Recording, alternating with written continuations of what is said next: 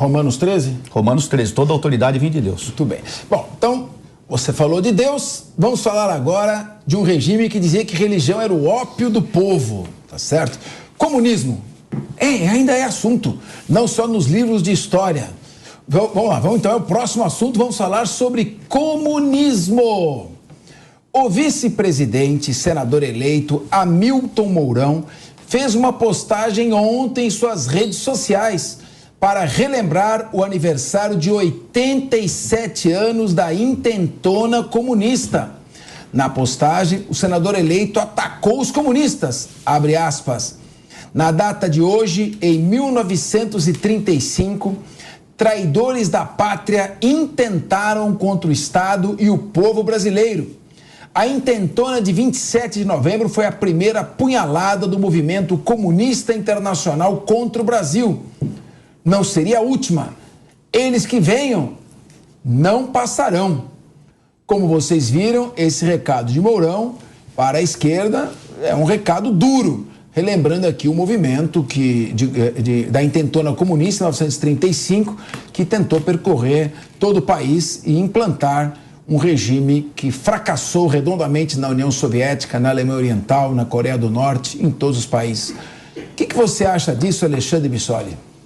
Capês, as pessoas têm que entender que no Brasil existem regras, existe um sistema colocado, existe uma democracia vigente. Ninguém vai conseguir ou querer mudar isso de forma radical. Eu costumo dizer sempre que a gente passou da fase que a gente consegue as coisas por revolução. A gente consegue por evolução. Evolução de ideias, evolução de pensamentos, estudando, conversando, articulando. Quem achar que hoje pegar em arma, fazer ameaça, e isso para os dois lados, viu, pessoal? Fanatismo e achar que as coisas vão se resolver com extremos, com coisas que a gente tem visto por aí de gente achando que é ou a mão armada ou a paulada ou de qualquer jeito que vai se resolver, isso não resolve nada. Isso vai só aumentar o número de pessoas presas e aumentar a população carcerária. O que se resolve é entendendo como se faz o debate de forma civilizada, cobrando o Congresso Nacional, como, por exemplo, quando a gente verifica essa PEC aí que vai quebrar o teto de gastos, isso não é o presidente que faz sozinho. Ele vai fazer um acordo, a que preço ninguém sabe, talvez a gente descubra daqui a um tempo. Mas é feito um acordo com o Congresso que vota isso também.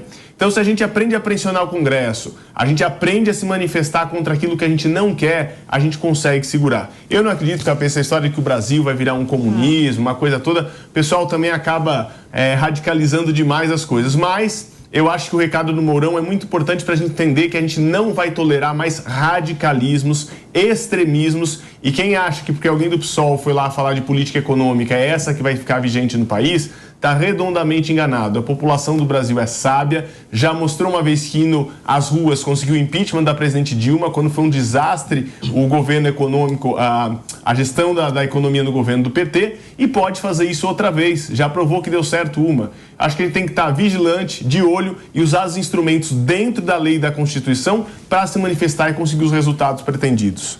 Muito bem. Deise, o que você acha aí dessa manifestação? Eu concordo com o que o Bissoli falou. Eu acho que tem alguns pontos, assim. O que o Mourão está fazendo é mais do que necessário, uma oposição democrática no plano simbólico. Isso é extremamente necessário para que a democracia funcione. E aí o que me faz pensar sobre isso, eu sei que o Fernando discorda um pouquinho de mim, já vou me adiantar porque a gente já conversou sobre isso, mas o Mourão está ocupando uma cadeira de oposição democrática que eu penso que poderia ser do Bolsonaro. O Bolsonaro está quieto, ele não reage, fica escondido dentro do Palácio do Planalto, enquanto ele deveria estar liderando essa oposição democrática. Então, o Mourão vai fazendo esse papel, né, vai assumindo esse trabalho. Agora, tem um ponto que o Bissoli tocou que eu acho que é interessante também propor uma reflexão. Assim, medo do comunismo, os medos eles vão evoluindo de acordo com as sociedades, né? Eu acho que o medo do comunismo já não é mais um medo tão forte. O que a gente tem medo hoje com esse governo que assume e com tudo que já aconteceu, é o medo da volta da corrupção, é a cleptocracia instaurada no Brasil. Então, é uma oposição que vá se valer e vá se fortalecer nos próximos 4 anos, ela tem que lidar com esses assuntos, né? Mais com a corrupção e com o que a esquerda já fez. O comunismo, o próprio governo do Lula já mostrou que essa não é uma pauta que deve imperar nesses próximos 4 anos, né? A gente tem que saber que Lula que vai assumir, mas eu acho que os medos, eles são outros e são esses que devem ser trabalhados pela oposição. Meu querido Coronel Telhada, Você acha que o Brasil corre algum risco de ter implantado aqui um regime comunista? Capês, eu entendo que a gente tem que estar sempre vigilante. Nós somos militares, somos homens e mulheres adeptos da eterna vigilância, né? É bom lembrar que o movimento da Intentona Comunista foi um movimento ocorrido de 23 a 27 de novembro de 1935. Foi um movimento forte dos militares em nome da Aliança Libertadora Nacional, a Aliança Nacional Libertadora, a ALN, que depois acabou sendo até extinto, e do Partido Comunista do Brasil. Então, esse é bem o modo de agir da esquerda. É só a gente notar as manifestações de hoje e notar as manifestações quando elas são manifestações de esquerda.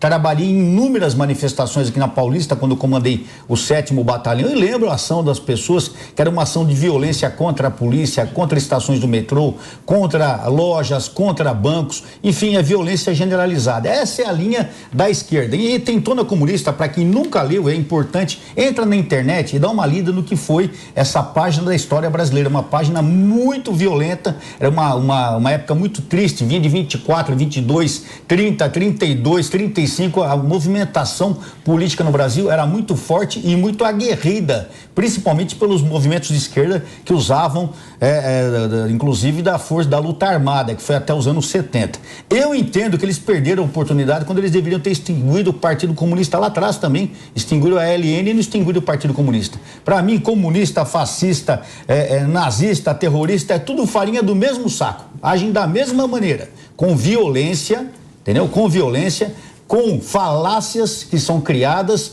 e nós devemos estar sempre em eterna vigilância. Fernando Holliday.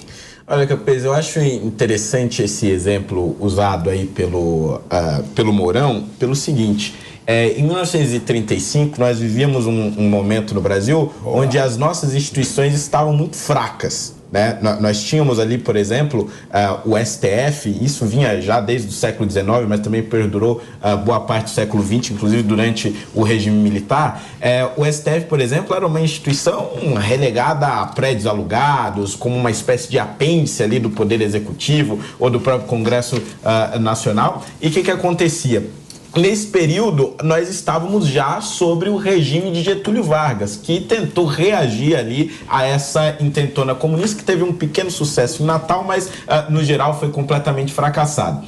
E se nós tivéssemos instituições fortes e independentes já naquela época, muito provavelmente a intentona nem teria começado. Só começou por conta da incapacidade das instituições de reagirem. Por isso que é importante nós mantermos a independência e a harmonia entre os poderes. E por isso é preocupante a maneira autoritária como o STF tem reagido nos últimos tempos.